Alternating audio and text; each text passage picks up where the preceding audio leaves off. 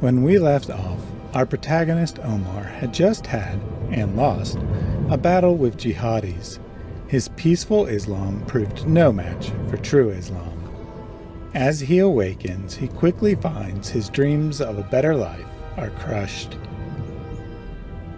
He slowly descends to find what remains of his Bible verses, the proof of Muhammad's prophethood he had been gathering. There's nothing there. He desperately scours the scene, hoping to find any hint that Islam is true.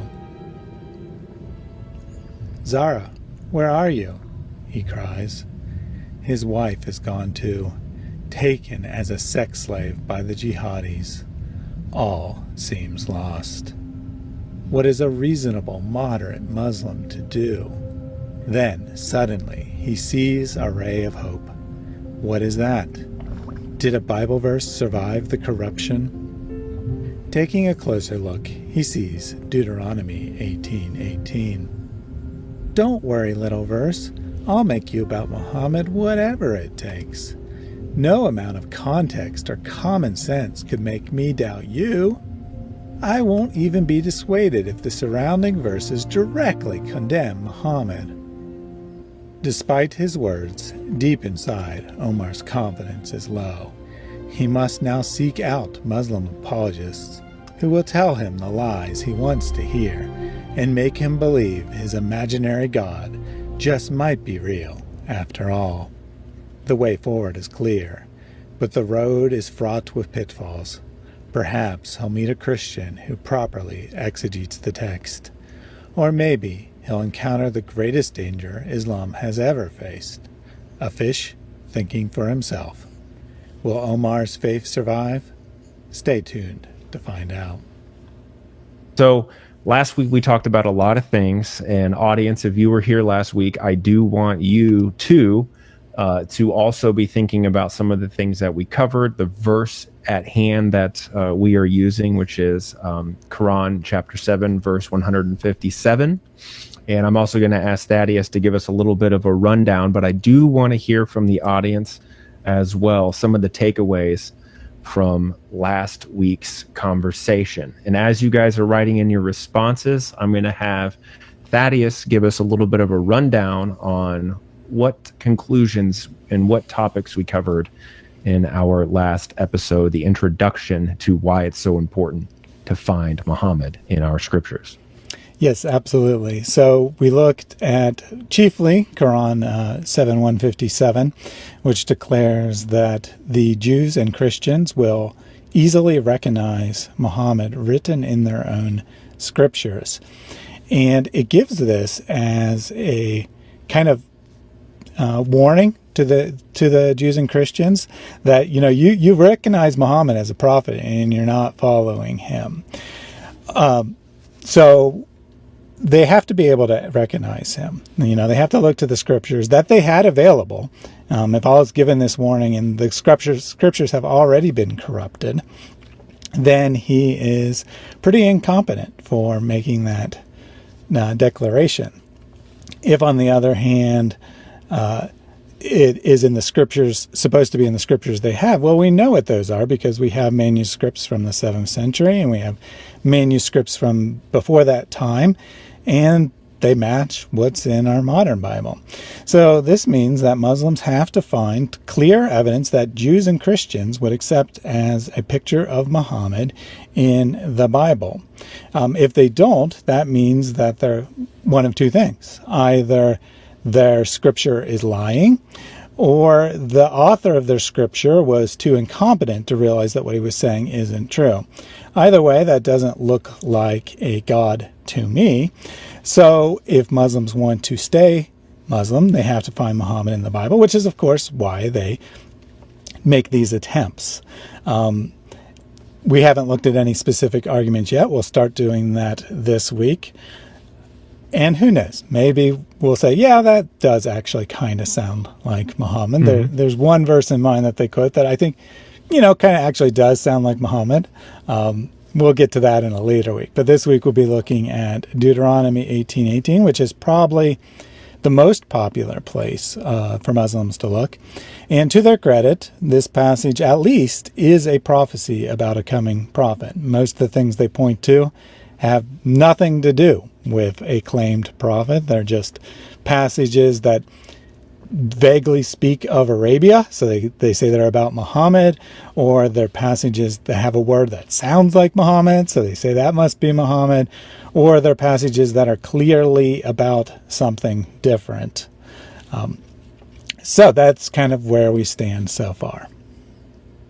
Yeah, that's good. I don't know if you got any audience participation in this just yet, but you did mention a couple of things that would be about the author of the Quran, right? Either he was ignorant and he didn't know that Muhammad was going to be in the scriptures, or he was too weak to maintain the scriptures that had descriptions about Muhammad. But the third one I think you missed, Thaddeus, I don't know if the audience caught it or not, was that Allah himself changed our scriptures so that Muslims and Christians and Jews could not find Muhammad in the scriptures. So we've got ignorant, we have impotent, and we have malicious as really the three options, right? So what happens if we do find Muhammad in the scriptures? Well, that's a great question. If we find Muhammad in the scriptures, what it ends up doing is affirming our scriptures as being true, and then on their face, our scriptures completely contradict in key theological ways the assertions of the Quran, right? So even if we find Muhammad, the Quran is wrong. If we don't find Muhammad, pretty obvious, the Quran is wrong. And then the likely conclusions that come from that are Allah is a false God, Muhammad's a false prophet, either because they are malicious, impotent, or ignorant. And in no way, shape, or form is there a winning solution for Muslims, especially when they start to use those fallback arguments. Before I move on, Thaddeus, did you select any? Yeah, we got a couple of comments from D here. Anthony Rogers just did a stream the other day about this passage, and Tovia Singer, who is, of course, every Muslim's favorite Jew, highly recommend that stream. I have not seen that, but Anthony always does great material, so I can recommend it without even seeing it.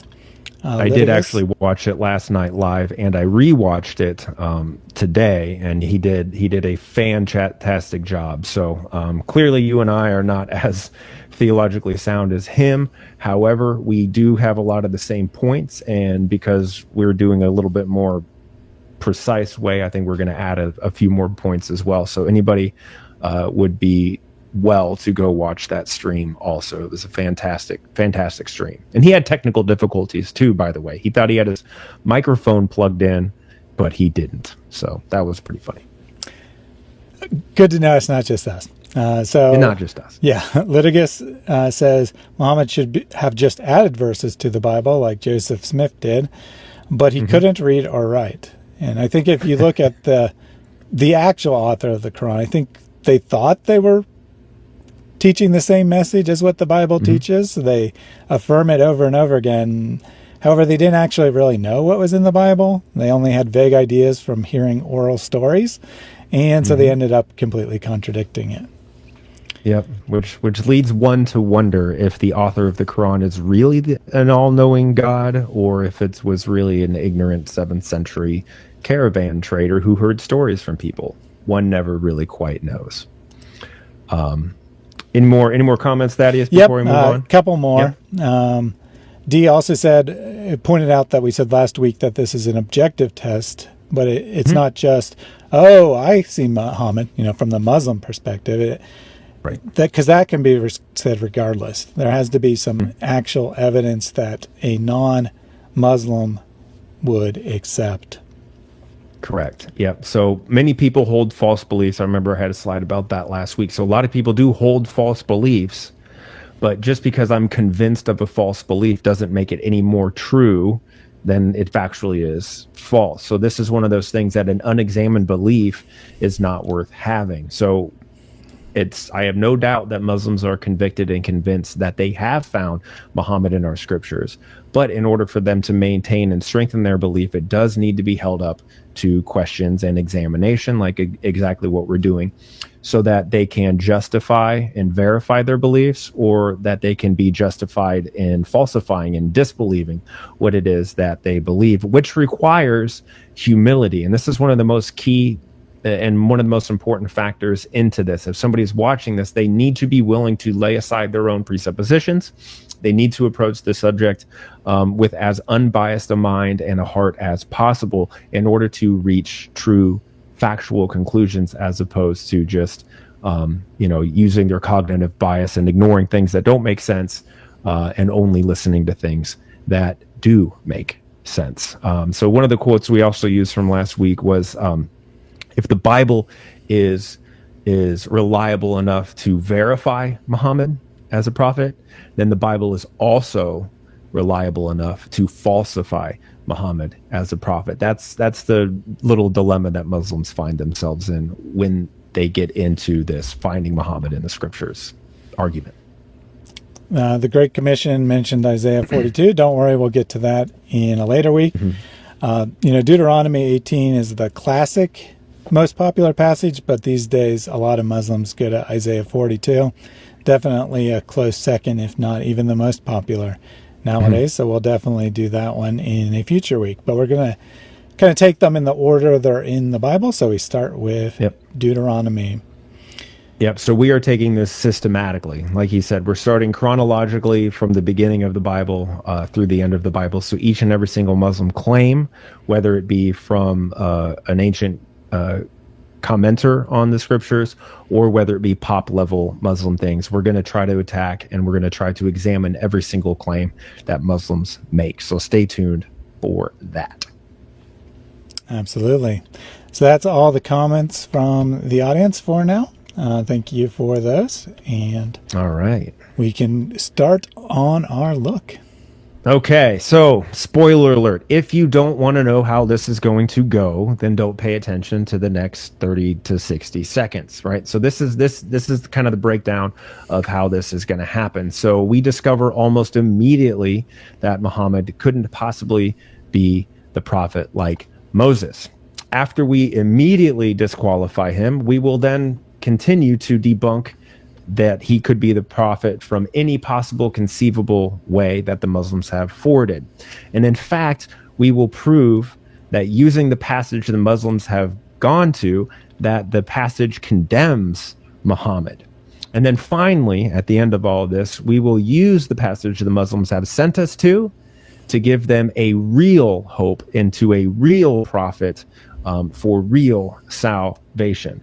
So let's go ahead and start with the general prophecy, or what they go to, Deuteronomy 18:18. It goes like this: I will raise up a prophet for them from among their countrymen like you, and I will place words into his mouth, and he shall speak to them everything that I have commanded them.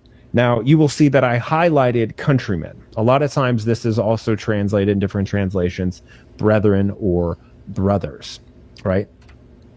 So a key criteria that the Muslims are going to use is trying to prove and affirm that Muhammad is in the literal line of the Israelites, right? So they're going to say that Muhammad is a brother to the Israelites. We're going to dive really deeply into that, but I'm going to give you a brief synopsis of what they mean. Muslims believe that Muhammad is a descendant of Ishmael.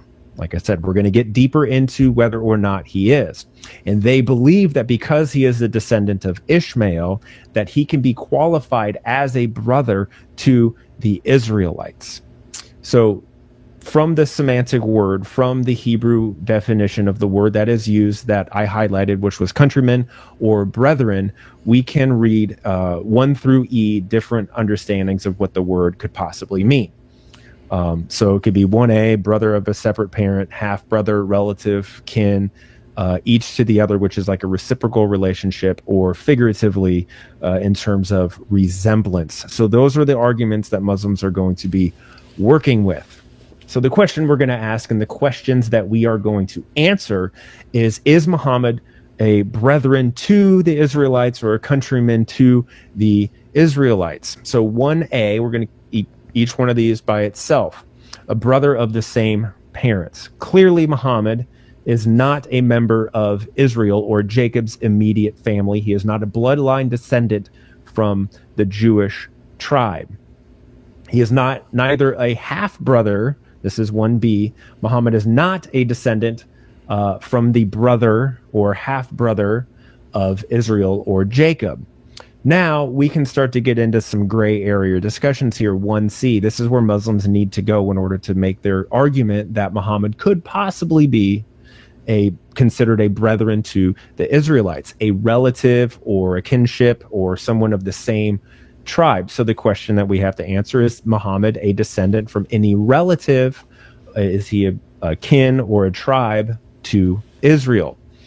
Is Muhammad descended from a reciprocal relationship with Israel, or does Muhammad somehow resemble an Israelite in some way, form, or fashion, right? The last three you can make an argument for. The first two, clearly Muhammad is not either one of those things. So like I said, they're going to claim that Muhammad is an Ishmaelite. And they're going to claim that because he is an Ishmaelite, that puts him in the general category of being a relative to Jacob. Excuse me, sorry. So let's just start out with this little statement. Claims without evidence can be dismissed without evidence. A Muslim can come up to you and say, well, Muhammad was an Ishmaelite. And you go, okay, what is the evidence for Muhammad being a descendant of an Ishmaelite? They're going to give you some weak inferences, which we will get more into, especially in the Isaiah type of passages. They're going to give you in things like the Kadarites, and they're going to say, the Arabs and all those types of things, meaning that Muhammad comes from that general line. And then we'll discover here in a little bit how Muslim scholars have tried to trace the lineage from Muhammad back to Ishmael.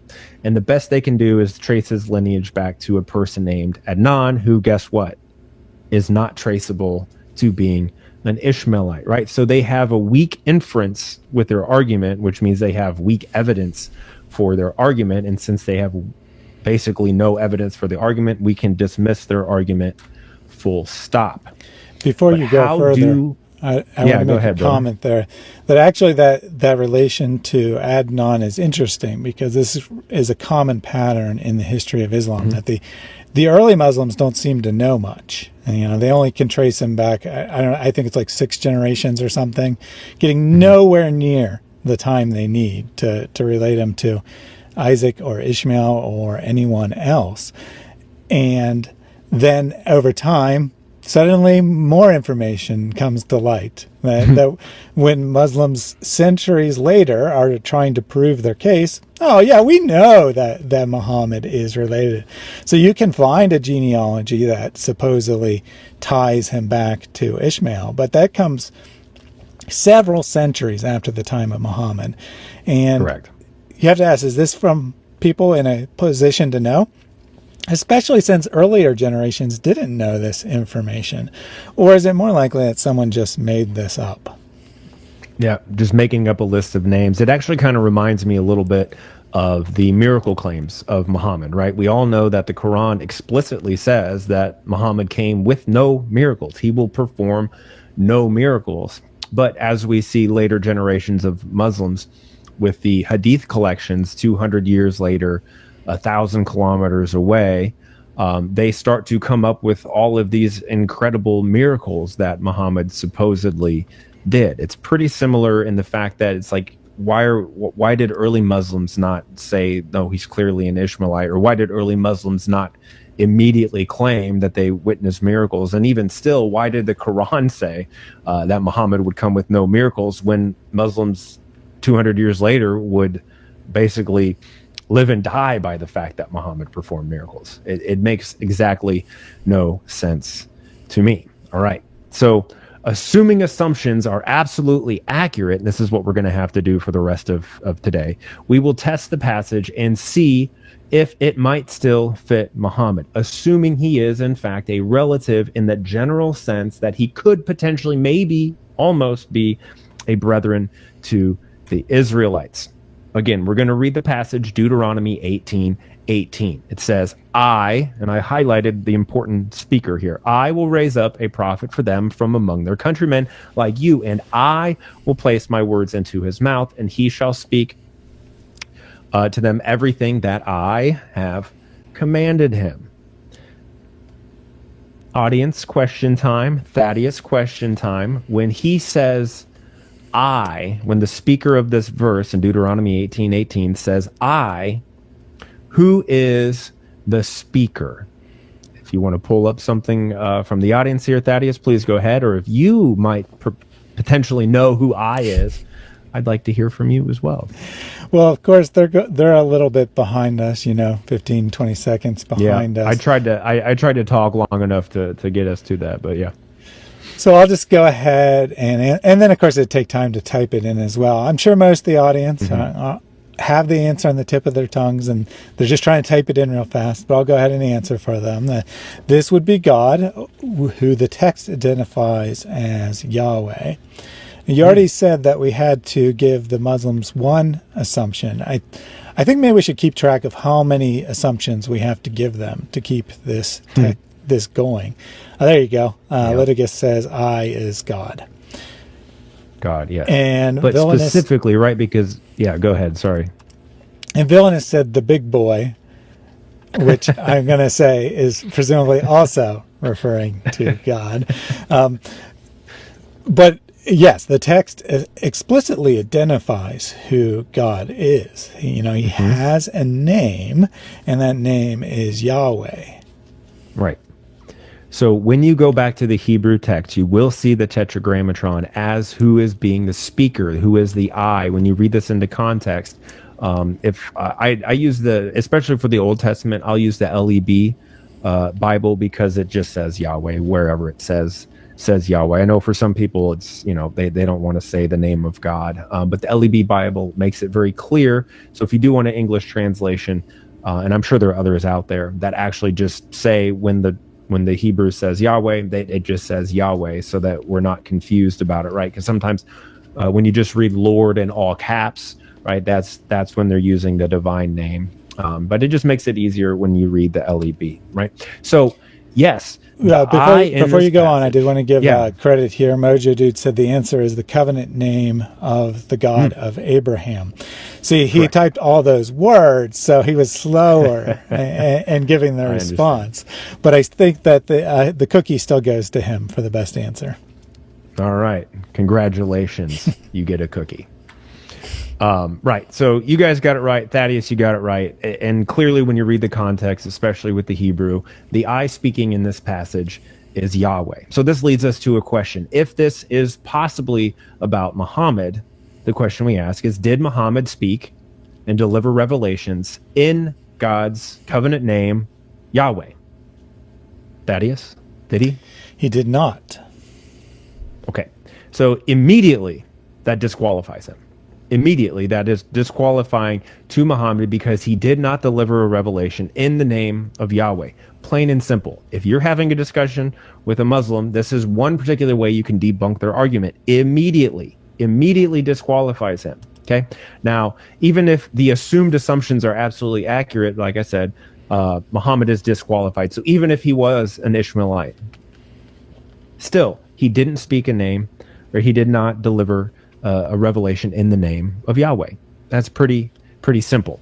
What kind of response when we bring this up do we get from Muslims, Thaddeus? I'm kind of showing it here on the screen, but what do you typically hear if it's not just what's here on the screen? Well, when you say that to them. You shouldn't have put the screen up because I was going to say that exact thing. They'll say, gone.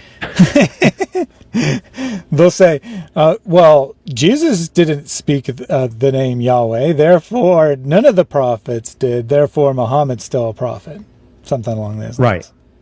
Exactly, right. So that's just known as the tu quoque fallacy. It says, like, basically, well, we have the problem, we admit it, we're wrong, but so do you, so don't bring it up to us, right? And that's the essential Muslim way of going around particular subjects. If you ever get a Muslim cornered or they get into a position where they're not quite sure of the answer, instead of them saying, I don't know the answer, they immediately flip it.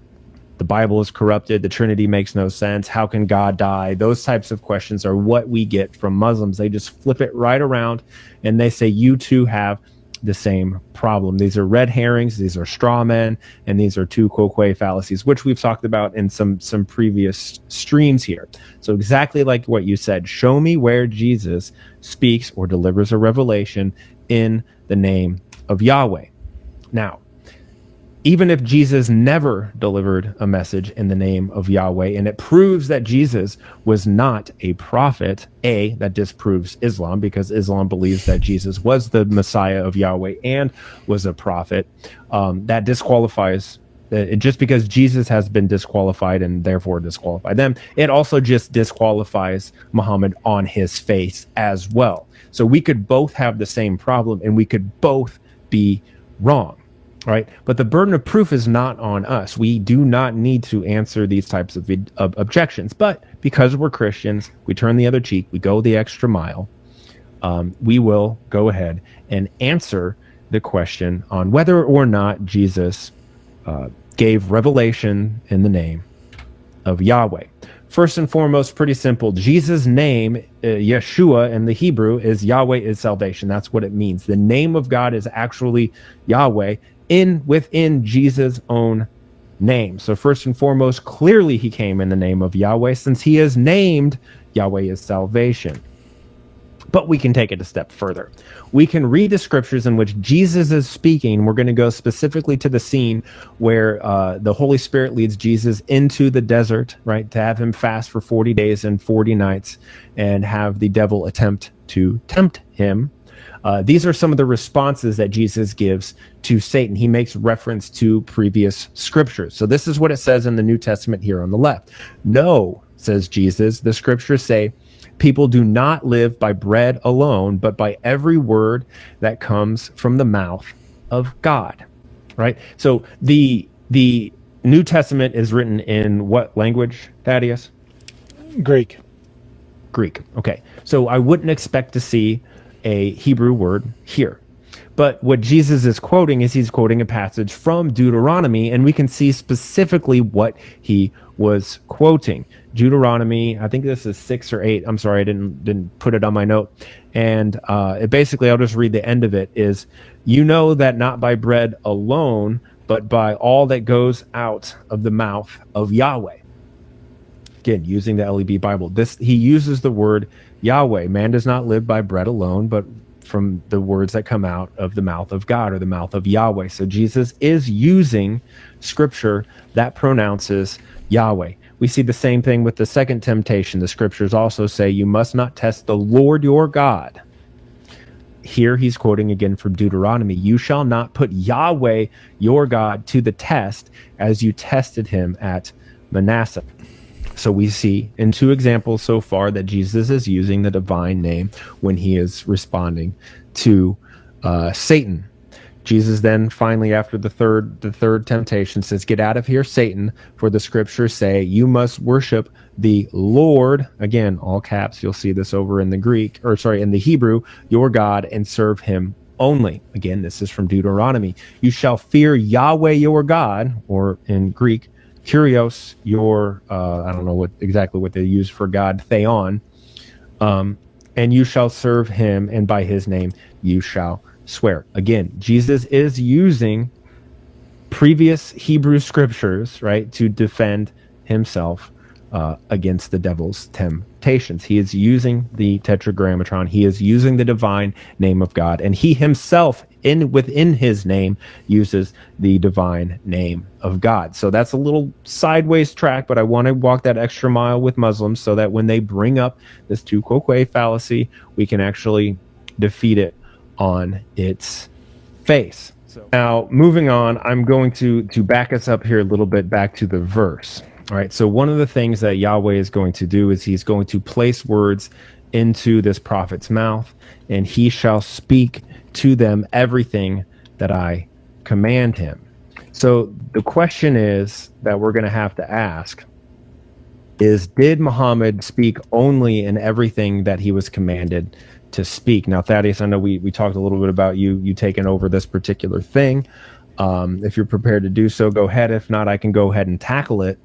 But briefly, there are numerous, I think upwards of 50 different independent sources from Muslims themselves that say that Muhammad did in fact accidentally reveal words from Satan as if they were the Quran, right? If this is true, that is very problematic, because that means that he did not speak the words of even his Allah God, let alone the words of Yahweh.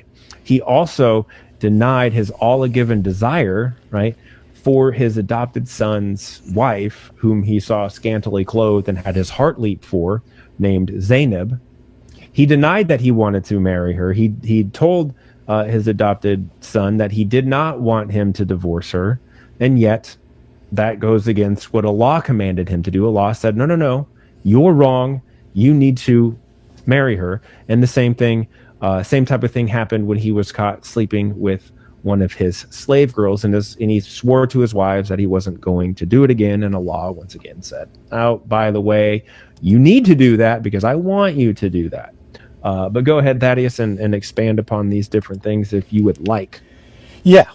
So I guess we'll just kind of take them in order here, starting with the satanic verses. This is probably the most popular Christian response, saying that if you just read a couple verses further in Deuteronomy, chapter 18, it says, anyone who speaks in the name of another god or falsely speaks in my name, something I did not tell him to say, is a false prophet and should be stoned to death. Mm-hmm. So most of the audience is probably fairly familiar with the basic story here, but we'll go ahead and give a brief outline anyway. So Muhammad wasn't doing so well early in his career. He wasn't convincing very many people to start following him, and in particular his own tribe, his closest relatives, he was not really reaching.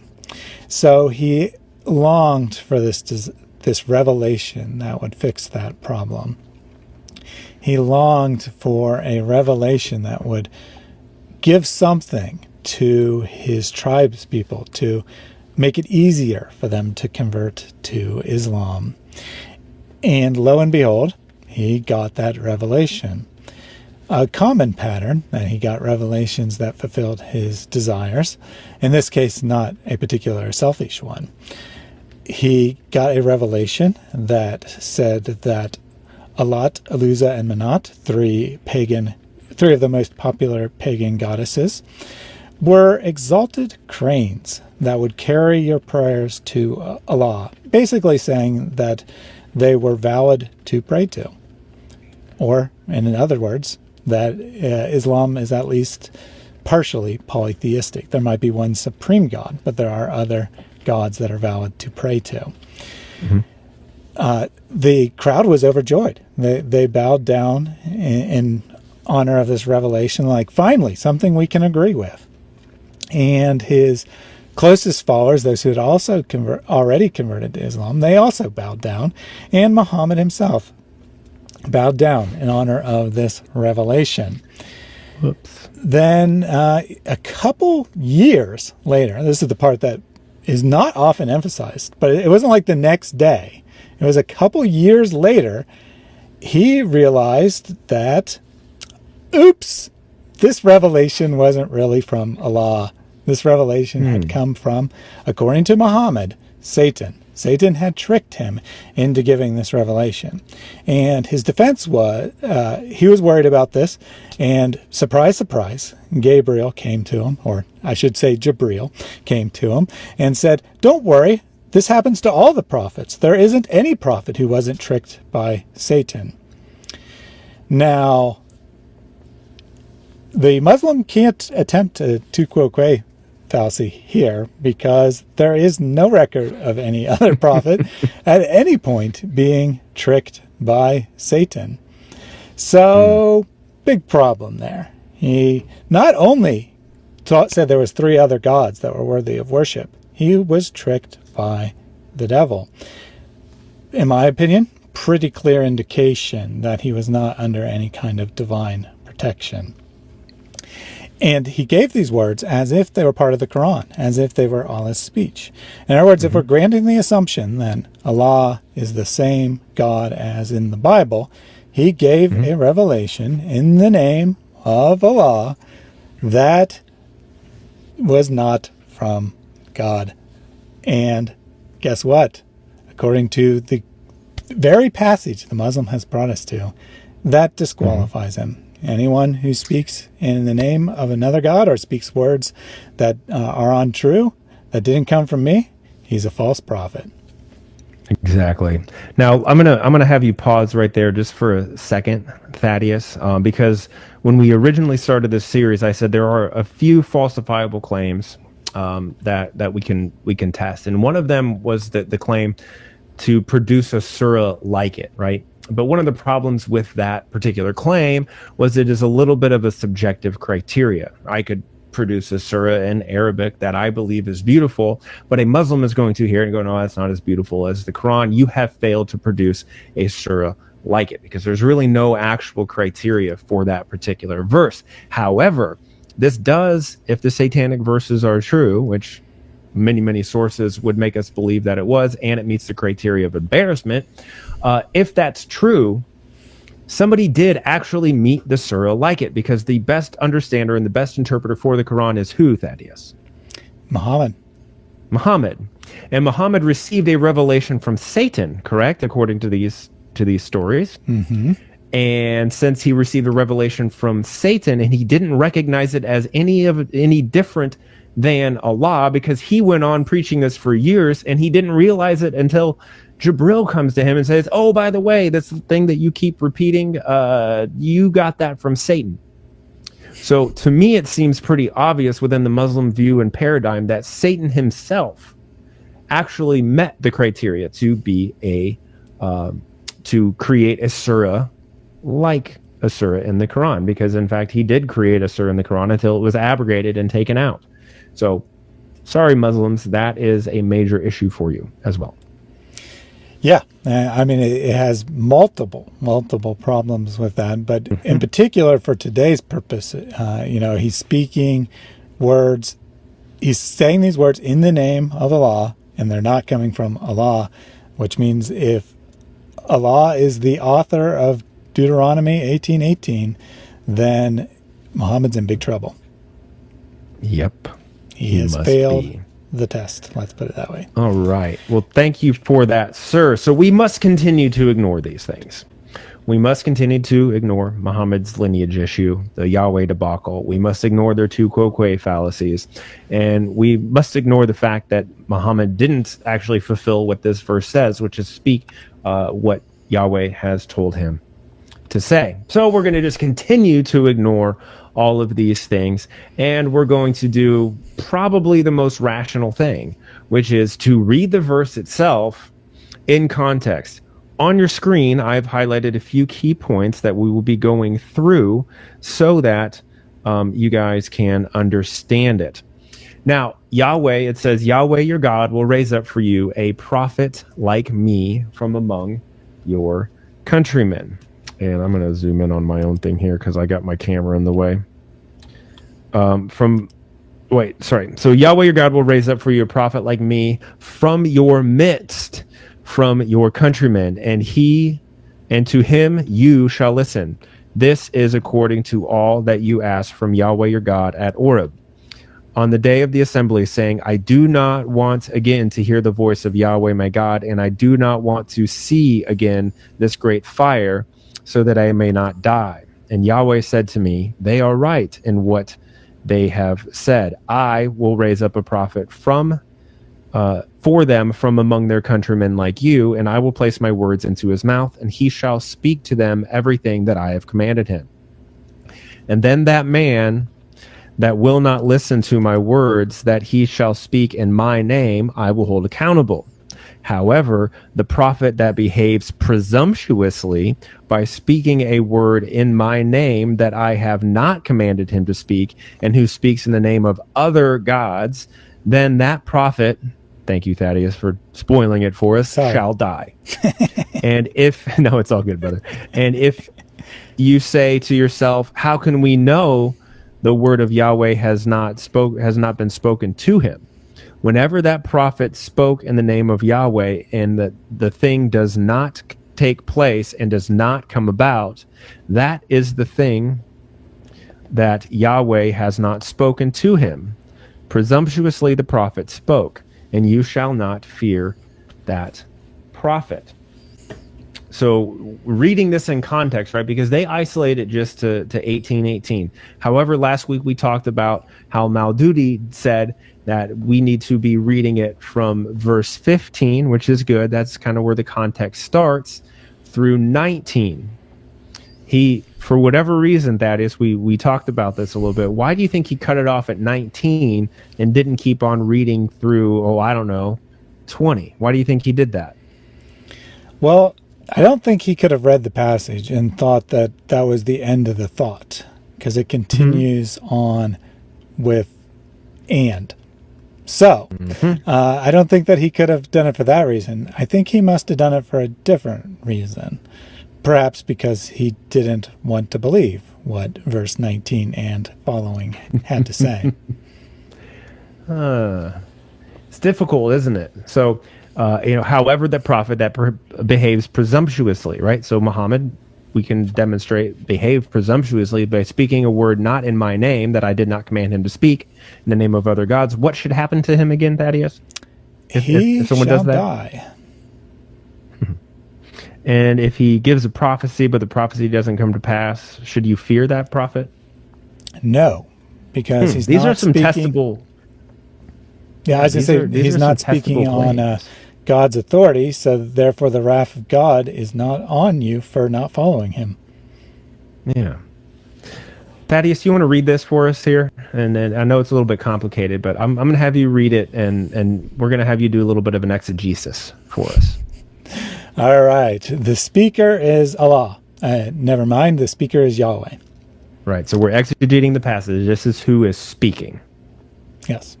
The listener is the Ishmaelites. No, it's the Israelites. Sorry, I misread that.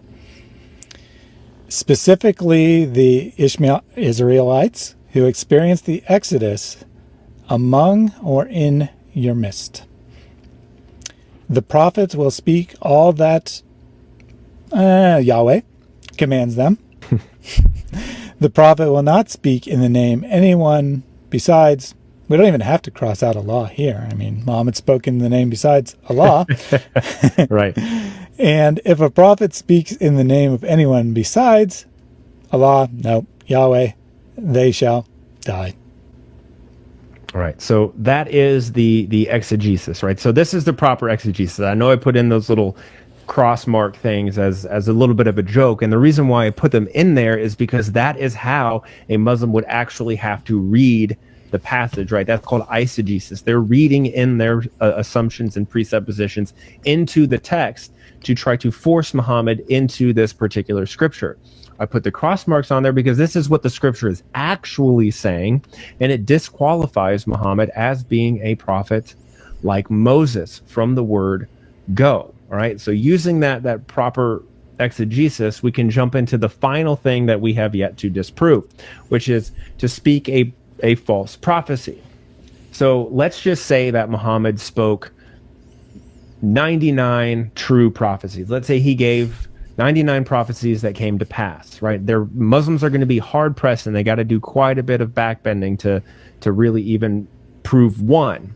But that's not even the criteria. The bar is set in this passage. If that prophet speaks in my name and the prophecy does not come to pass, you shall not fear that prophet. So here in Sahih Muslim, so if you're a Sunni Muslim, Sahih Muslim's as good as it gets. Book 41, number 750. Aisha reported that when the desert Arabs came to Allah's messenger, they asked about the last hour, as to when that would come. And he looked toward the youngest amongst them, and he said, if he lives, he would not grow very old, that he would find your last hour coming to you, and he would see you dying. What does that mean, Thaddeus? Well, we'll say what it properly means first, and then we'll address the Muslim excuse after that. Okay. But properly, what it's saying is Muhammad saying, I don't know how long this boy's going to live. But the end of the world's coming within his lifetime and within his youth even. Even if we, very old, that's subjective. Let's just ignore that part entirely and just say it has to be sometime in his lifetime. And let's say that this boy was 1 year old and he lived to be 120, tied the record for longest lived. That's the end of the world in the next 119 years. It's a bit more than 119 years since Muhammad gave this prophecy. That's a bit of an issue, isn't it? Right. So if the last day did not come within that boy's lifetime, or even, let's grant a couple hundred years, or unless, Thaddeus, maybe this dude's still alive. You ever think about that? Because the Muslims do believe in the seven sleepers and they can fall asleep for hundreds of years before they are awakened. Maybe that is one particular excuse they can come up with. But if this boy is not still alive to this day, or if somehow the last hour came and we're all here some other way, form, or fashion, then this prophecy did not come to pass. Now, did you want to give us a different explanation? Well, yeah, I was going to say that would actually be a better defense. I've not heard a Muslim offer that. Again, Christians come up with better arguments for Muslims than that they was offer on the for fly, themselves. brother. I just came over that right now. But yeah, maybe miraculously this boy is not very old yet, and that he's growing very slowly, and he's only the equivalent of 10 years old or something. But ignoring that miraculous possibility, what Muslims usually say is, well, the boy died in his youth, therefore he didn't live, therefore you can't go to the second part of that verse. I see what they did there. All right. Playing some word games, basically, because that's clearly not what the verse is phrased in such a way that it doesn't matter if he lives or not, and then they try to say, well, he died, so it doesn't count. Right. If he lived, yeah, exactly. So regardless of how you do it, if the boy lives this long, a normal lifetime, the end would be there.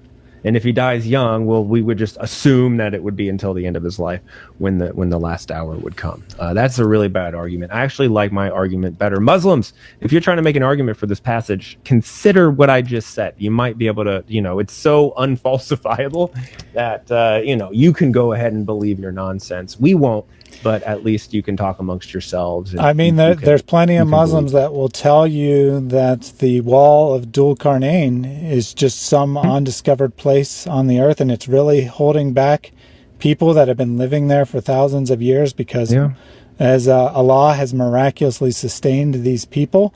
Because, wait, that was another prophecy about the end times, wasn't it? Wow, what a coincidence there. Almost like Muhammad actually expected the end times soon. Yep.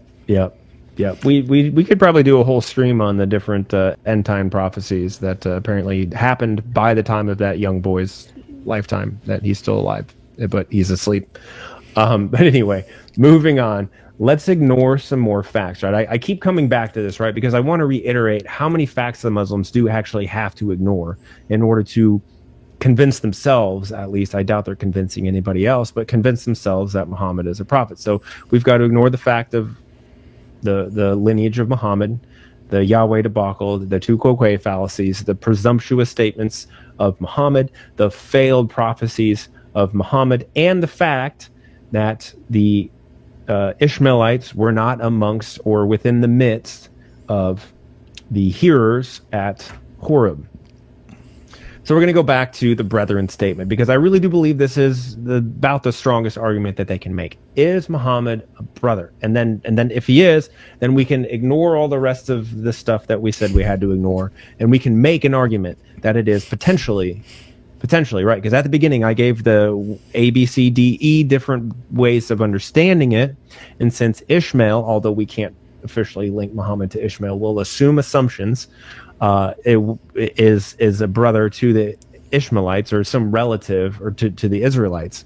But anyway, so with all that said, let's go into the Hebrew. I don't speak Hebrew. I'm going to mispronounce this, but Echem, right? Echem or something like that is how this is written, as you can see on your screen on the left-hand side. That is the Hebrew word for it, right? We're looking for a prophecy from Muhammad in the books of the Torah. Sorry, not from Muhammad. I please God forgive me, from Moses within the first 5 books of the Torah. This word in the exact form that it is used in Deuteronomy 18:18 is used one other time, and that is used in Genesis 48:6. This is the scene where Jacob, Israel, is blessing Joseph's boys, 2 boys, and he says by the names of their brothers in inheritance, right? So what we're talking about is descendant brothers, bloodline brothers, descended specifically from and through Jacob, who is known as Israel.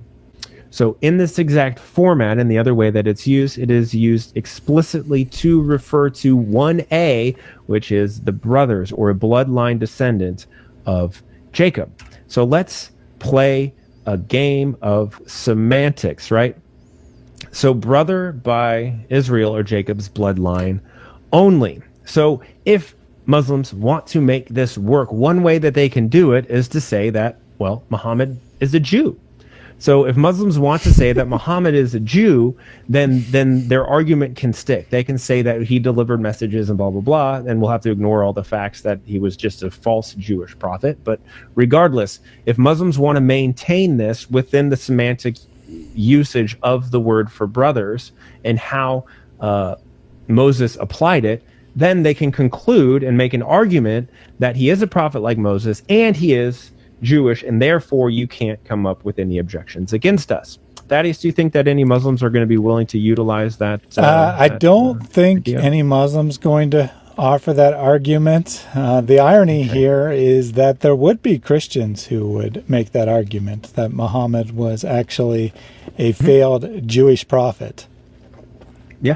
Yeah, I know a lot of the sin sifters, I believe is what they're called. A lot of those folks have some different understandings of who Muhammad was, and you know what they're doing? They're making a stronger case for Muhammad being a prophet like Moses. But anyhow, let's move on. But maybe, right? And I'm putting a stretch out here, Thaddeus. Maybe Muhammad is an Edomite. It's possible, right? Because the word for brethren, although it's not in the exact format, God does say that the Edomites are the brothers of Israel. But let me ask you this. Why would he say that the Edomites are brothers of Israel, Thaddeus? I'm not quite sure where you're going. Okay, all right. So the Edomites are descendants of who? Edom or Esau, right? So Esau is the father of the Edomites. Okay. Who is Esau the twin brother of? So you see where I'm going with it now? Yeah, you're saying that they won't want to make this argument since, of course, Esau is cursed.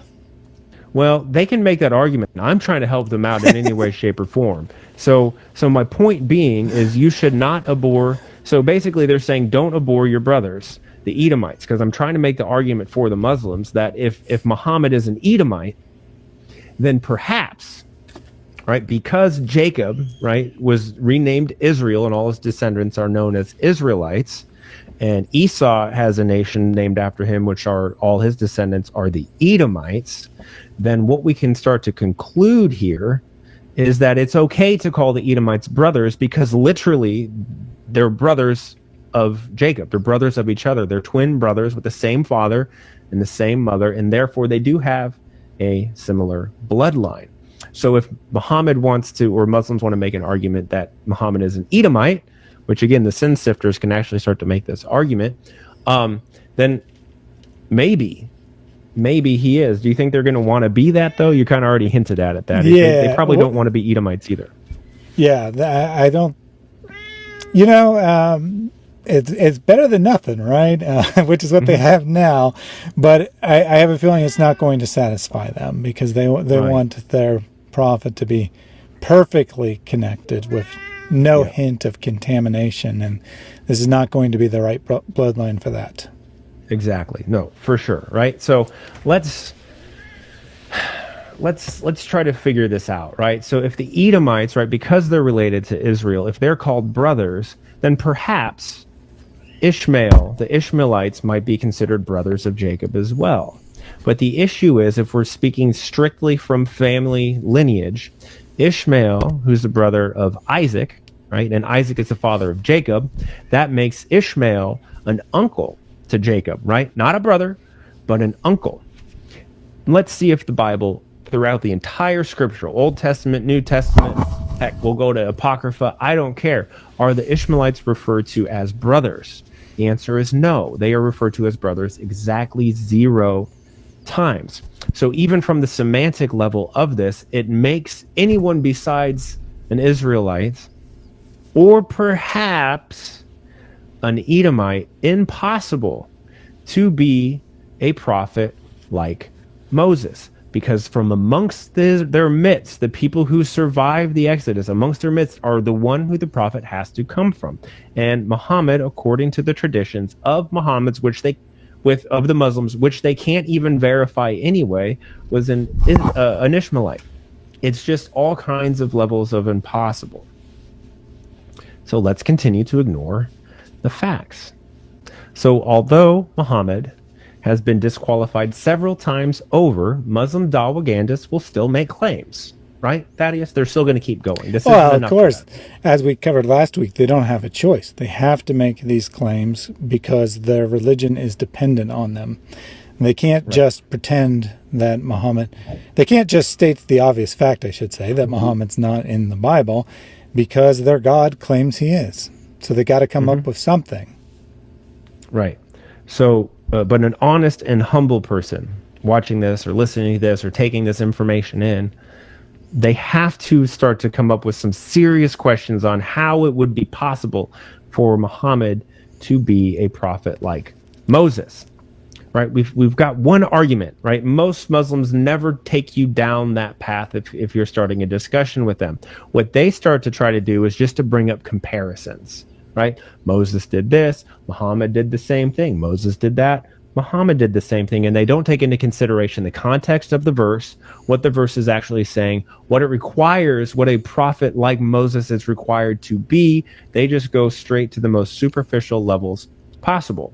So although we could rightfully ignore that, we're going to be fair. We're going to be more than fair. We're going to hear them out.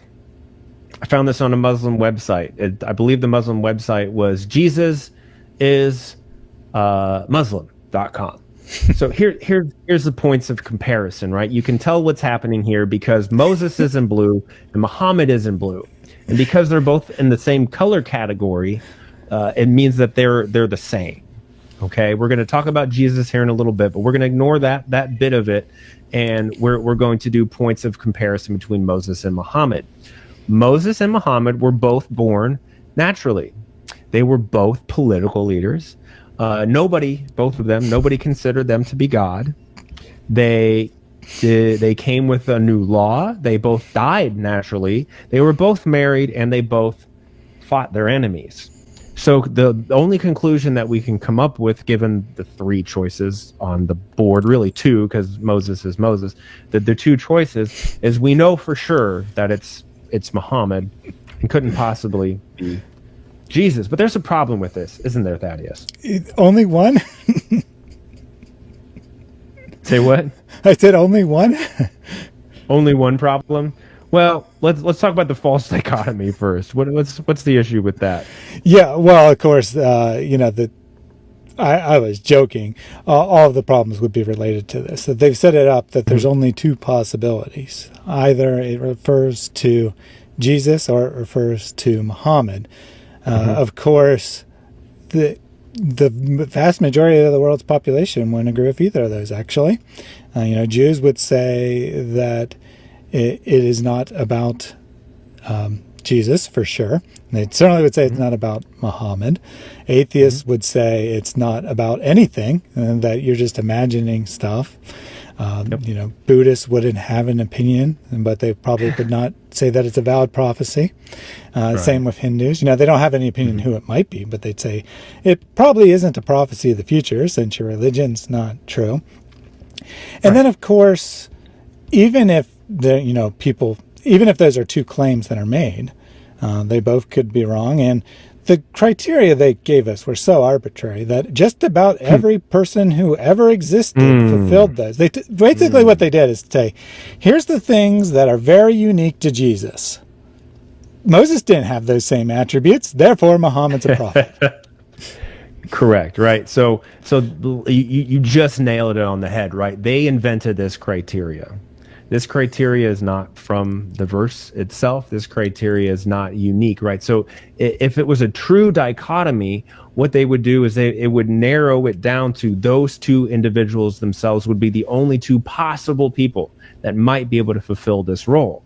But that's not true, because if we just use that criteria that they used on this website, what do we come up with? Well, we come up with something pretty extraordinary. And we're going to go ahead and walk the extra mile with the Muslims, because I'm going to make an argument, Muslims, that Napoleon Bonaparte is actually the same category as Muhammad is, as a prophet like Moses, according to their criteria. So if we can get Napoleon Bonaparte to be the prophet like Moses within their own criteria, I'm pretty sure that we don't want Muslims, or we can't take that as a meaningful criteria, right? Because Napoleon, Thaddeus, was born naturally. He was considered human. He was a political leader. He was married. He fought his enemies, and he brought new laws. So given that state of criteria, Napoleon is as much fit to be a prophet like Moses as Muhammad. So clearly, this is the criteria used here, at least with this website, is completely meaningless, right? And I could probably come up with a dozen other people who did the same things, namely Joseph Smith, right, the founder of Mormonism. He would fit this category as well. And Joseph Smith might fit the category better because not only was he married to one person, he was married to multiple people, and he also received a revelation from an angel that told him things that don't align with the Bible at all. But at least Joseph Smith did better than Muhammad, because Mormons actually hold the Old Testament and the New Testament to some degree of authority. They just have added their third testament, which is like the Book of Mormon. So I would go so far as to say, if we're using this criteria and I had to pick a quote unquote prophet to follow, I'd go with Joseph Smith, and I would not go with Muhammad. I don't know about you, Thaddeus. Yeah, I mean, I would have to agree. I would say that the criteria that Muslim randomly pulled out, basically they pulled them out because they were things a couple of them were things that every human being is true of every human being, almost every human being, except not Jesus, because there are unique attributes that make him special, like, not being born of a woman, for example. Or they're things that just about every political leader would fulfill. Fighting your enemies, bringing laws, that's basically the same thing as being a political leader for the most part. And they're things that basically every claimed prophet would fulfill as well. So basically they clearly cherry-picked those criteria not to fit Muhammad. They picked them to rule out Jesus. That was their only real goal there. Jesus. Yep, absolutely. So I've come up with a list of criteria that is very unique to the life of Moses. And then maybe we can compare and see if Muhammad meets a more unique criteria that we should be taking into consideration, right? So clearly it's bad criteria if it's Napoleon and Joseph Smith that it could fit, and probably millions of other political leaders. Something unique to Moses' life was he was a childhood genocide survivor. Something very unique to Moses was that he met God, spoke to God audibly, met him face to face. Moses performed several miracles. Moses is an actual brethren in the bloodline of Israel. He led people, right? Lots of people out of bondage and slavery. He did deliver laws to Israel. He is also in the successions of prophetic blessings promised by Yahweh, which we can pause and talk about that a little bit, Thaddeus. So there's a very specific way in which the blessing is passed from like Abraham through the rest of the prophets here, right? At least in the first 5 books. So how is this passed down? How is how is the blessing passed? Let's start with Abraham. How did he pass on his blessing? I mean, explicitly. I'm not quite sure what you're looking for, but okay. So Abraham explicitly is told that your blessing, right, will not pass through a particular individual, but it will pass through this other particular individual. Can you name those two individuals for me? Yeah. So, of course, it does not go through Ishmael, interestingly enough, and it does go through Isaac. Right. So the covenantal blessing goes through one son of the father, of whoever their father is, right? And the same thing happens. So Isaac is blessed by Abraham, and then Jacob, and it's a long story, I'm not going to get into it, Jacob is blessed by Isaac, and so on and so forth, right? So the blessing, the covenantal blessing, is going to be through Jacob, right? So Jacob is really the final one here, because all the descendants of Jacob are going to be blessed. He is the one with the 12 sons, right, who are the 12 tribes of Israel. So the actual blessing goes through him. Now Ishmael does receive a blessing, right, but it's not a prophetic blessing. It's not a blessing that the God's covenant is going to be with them or through them.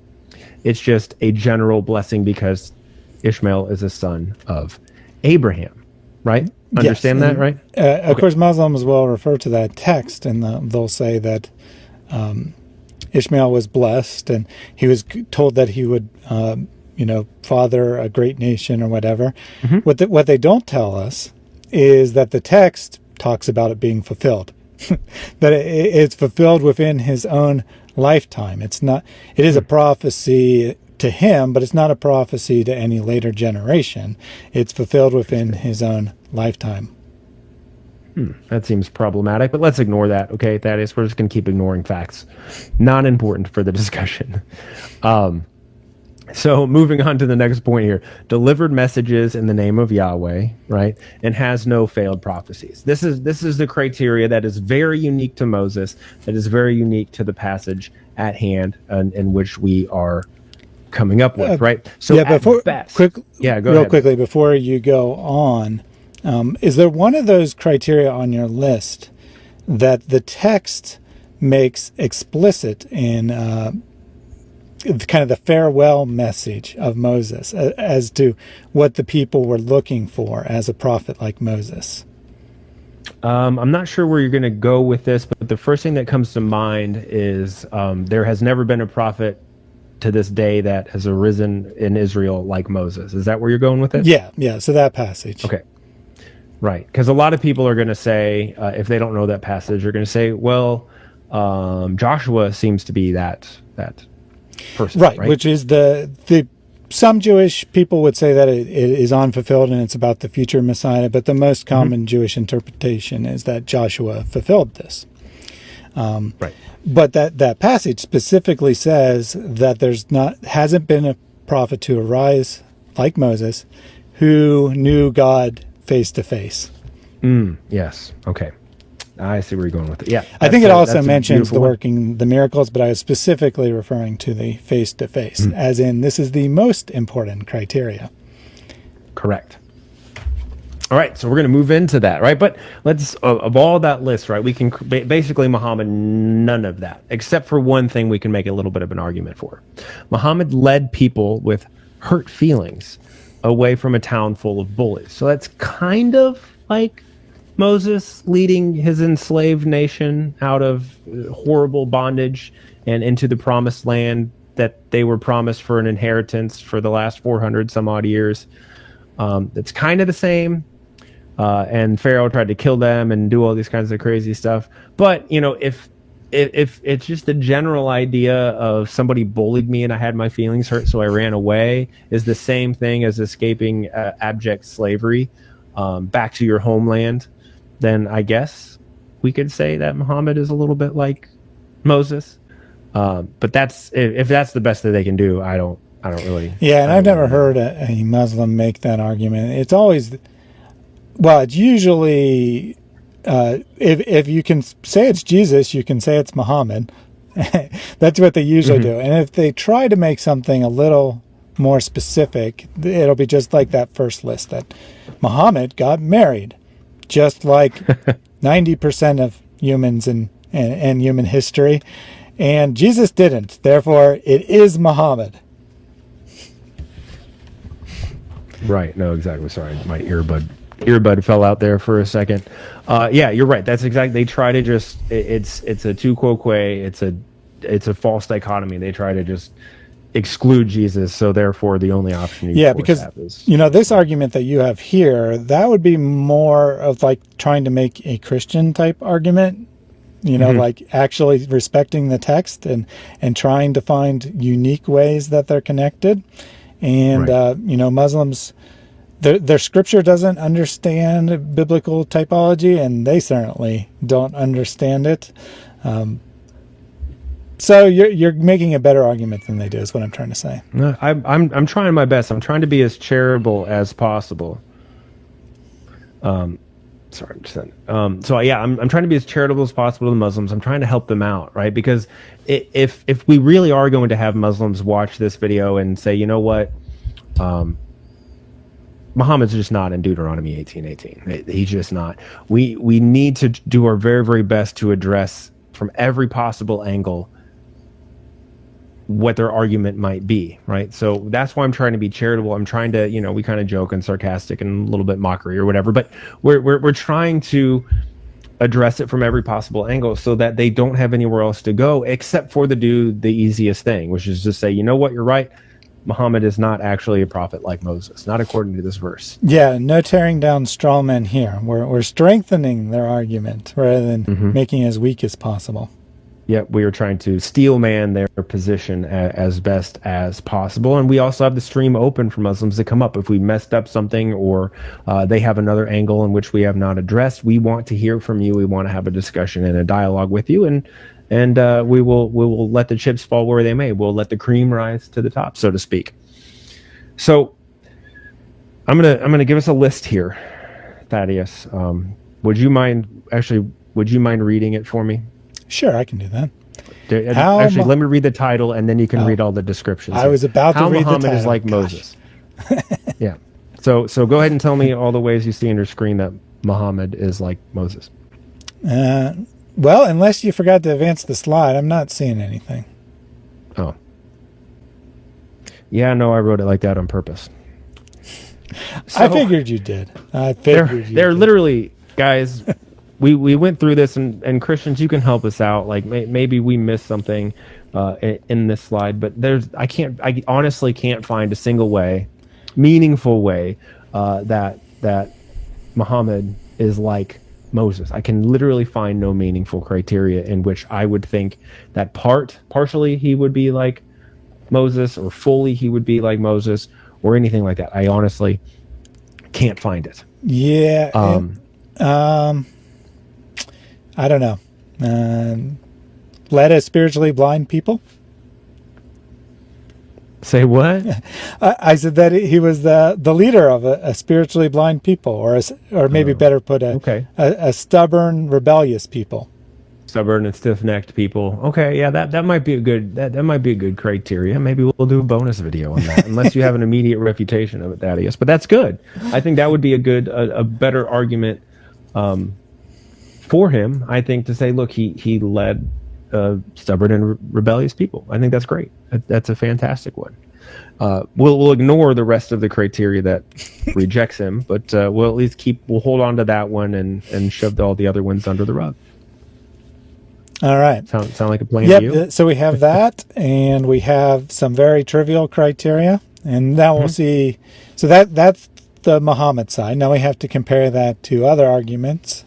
And of course, since we're Christians, we'll look at the Christian argument here and see how much more or less Jesus is like Moses. Yeah. So Jesus is like Moses, and I can say this because my Bible says this as well.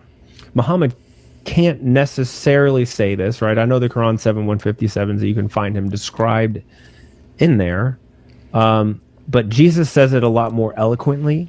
He says it a lot more specifically.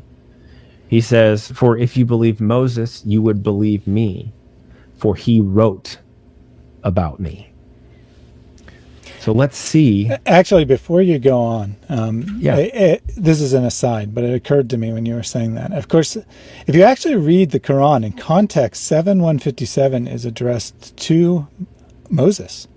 So Moses is being told that he should see the messenger written in his Torah and his gospel. Very interesting that Moses apparently had access to the gospel. Yep.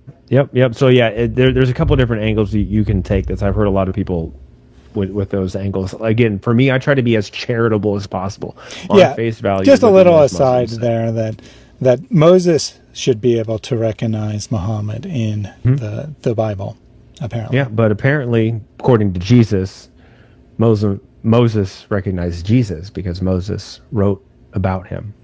So let's use the criteria that we talked about earlier, the more meaningful criteria, right? And some of this you can just say whatever, but both Jesus and Moses were child genocide survivors. They both met God face to face, spoke to God face to face on a mountain, by the way. That's kind of a little addition there. They both performed miracles. They are brethren because in their bloodline, they are actual Israelites. Moses led people out of bondage and slavery, and Jesus did this on a much more spiritual and permanent level. They both delivered laws to Israel on a mountain, right? And a lot of Muslims are going to argue with this. Well, Jesus didn't give any new laws. First of all, Jesus says, "A new commandment I give to you." He gives a new commandment. But also when he was on a mountain, known as the Sermon on the Mount, he gave laws, expanded upon laws, fulfilled laws, right? So he was actually giving laws in those sense, in that sense as well. He is, Jesus is personally in the succession of blessings promised by Yahweh. He is the Lion of the tribe of Judah, where the scepter of rulership shall not depart. He is from the tribe of Judah. He is the Messiah. He is an Israelite, right? So he's personally in the succession of blessings, which came through Jacob, who is Israel, and the 12 tribes of Israel. It has to be that particular way. Jesus, as we mentioned, delivered messages in the name of Yahweh. Jesus has no failed prophecies. He ascended to a mountain with 3 disciples, like Moses did, and they heard the voice of God. And here's a kind of a fun aside a little bit with the child genocide survivor. The Israelites, because of a drought, went to Egypt, and they came back with Moses, right?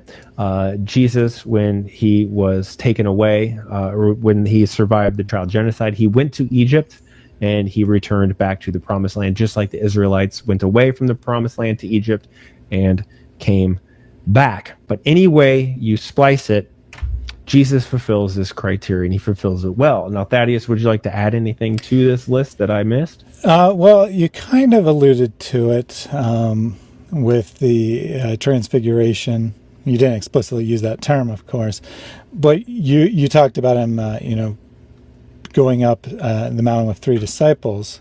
What you didn't say there, however, is that he radiated the divine glory, Yes. which is a crucial comparison in the opinion of the New Testament, that what Moses had that was only temporary, that Moses would radiate the divine glory temporarily after talking with God, that Jesus has permanently by nature. And of course, there's no conception of that at all in Islam. That's why you're here, Thaddeus. Thank you, sir. No, that's a fantastically perfect point. I alluded to it, but I didn't include that detail. Thank you, sir, for doing so. We're just strengthening the case that the prophet like Moses is, in fact, Jesus. Right? So if the audience wants to participate in this, if anybody wants to call, Thaddeus, I'll give you a chance for your particular conclusions. My conclusion, at least, by researching this, is that Muhammad is not in any way, shape, or form the prophet like Moses. And in fact, he is a false prophet delivering false revelations from a false God. And according to verse and the surrounding verses in the context that Mohammedans lead us to, Muhammad should have actually been put to death under the Israelite law. However, we just noticed that in a meaningful criteria, Jesus does actually fulfill the prophecy and the criteria of being a prophet like Moses. So I don't know if you want to add anything to that. I'll get into my final conclusion here, and then we can open up for... Yeah, I mean, I basically, of course, have the same conclusion that, well, abundantly obvious that Muhammad doesn't have any real claim to be like Moses. And, of course, Jesus has some pretty strong claims. Word. All right. So moving on to kind of the final thing, and like I said, if you want to share your link, Thaddeus, and any Muslims want to come up and have a discussion, if you have time for it, I've got some time. We can do that. Yep, I'll go ahead and post the link. Go ahead and share your thoughts. Yeah, for sure. So the question here is, if you're Muslim, you're watching this, how should you react to this? Right. So you can actually go ahead and affirm. This does not take you out of Islam. You can affirm that Jesus is in fact the prophet like Moses who fulfilled that prophecy, right? Because you also hold what I believe to be a counterfeit Jesus, but let's lay that aside. You also hold that he was a prophet and he fulfilled prophecies and that he is the Messiah. So there's nothing wrong with you just looking at the evidence of Deuteronomy 18:18, looking at the entirety of the biblical text, looking at how it couldn't possibly be about an Arab prophet, and just go, you know what? Jesus does fulfill this.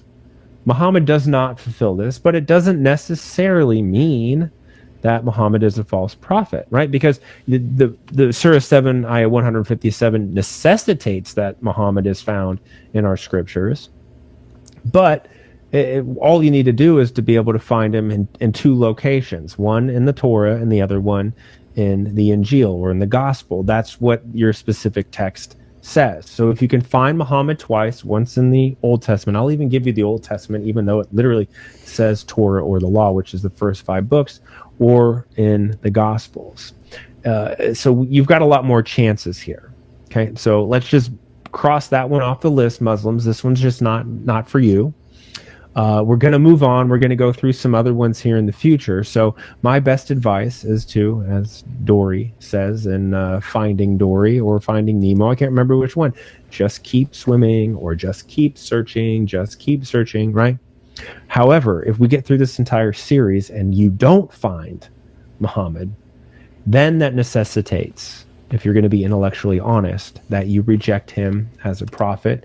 You conclude that the Quran is therefore wrong, which means that the Quran is not from an all-knowing God, and that means that Muhammad delivered false revelation, and unfortunately, you've been following a false religion. Okay, but don't think of that as being a bad thing. Think of learning about that as being a good thing, because that sets you free from having false beliefs and then allows you to pursue more true beliefs. So that's what I hope this series does, and that's what I hope you're able to conclude today, that it's not Muhammad, it is Jesus. But you can hold on to a little bit of hope that you can maintain your faith if you can find Muhammad in the scriptures. But then again, that is, if they do find Muhammad in the scriptures, that affirms our scriptures. And our scriptures go directly in contradiction with what the Quran says. And if they're both written from the same God, like the Quran says, then that means that they're contradictory. So it couldn't possibly be from God. I don't know. Whatever, Muslims. Bit of a dilemma there. A bit of a dilemma. Yeah. Pretty rough stuff. So I think that's it. That's the end of my slideshow.